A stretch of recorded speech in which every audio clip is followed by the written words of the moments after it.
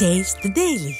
திருப்பத்தூர் மாவட்டம் வாணியம்பாடி அருகே சாலையில் நின்று கொண்டிருந்த பார்வையற்ற தம்பதியரை காலை முட்டி மோதிய சிசிடிவி காட்சி வெளியாகி அதிர்ச்சியை ஏற்படுத்தியுள்ளது.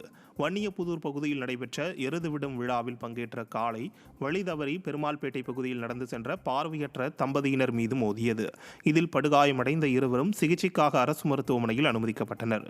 ஸ்டாலின் அரசின் மாவட்ட நிர்வாகம் எருது விடும் விழாவிற்கு முறையாக பாதுகாப்பு நடவடிக்கைகளை மேற்கொள்ளவில்லை என பொதுமக்கள் குற்றம் சாட்டுகின்றனர்.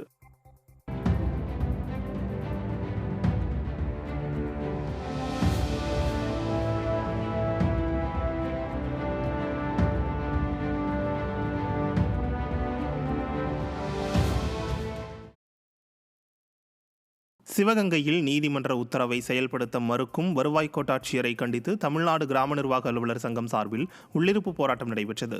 கொத்தங்குளம் வடக்கு கிராம நிர்வாக அலுவலராக இருந்த ஜெயலட்சுமி கடந்த மாதம் பணியிட மாற்றம் செய்யப்பட்டார். இதனை எதிர்த்து தொடரப்பட்ட வழக்கில் வருகின்ற ஜூலை மாதம் பொது கலந்தாய்வு நடைபெற இருப்பதால் இந்த பணியிட மாறுதலை சென்னை உயர்நீதிமன்ற மதுரை கிளை ரத்து செய்தது.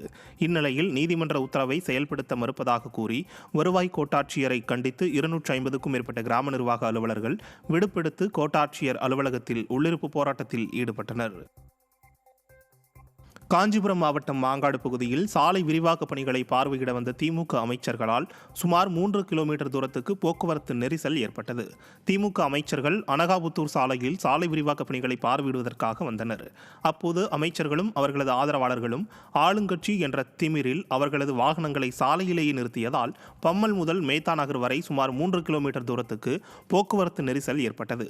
இதனால் வாகன ஓட்டிகள் சுமார் அரை மணி நேரம் வரை எங்கும் நகர முடியாமல் கடும் வெயிலில் நிற்கும் நிலை ஏற்பட்டது.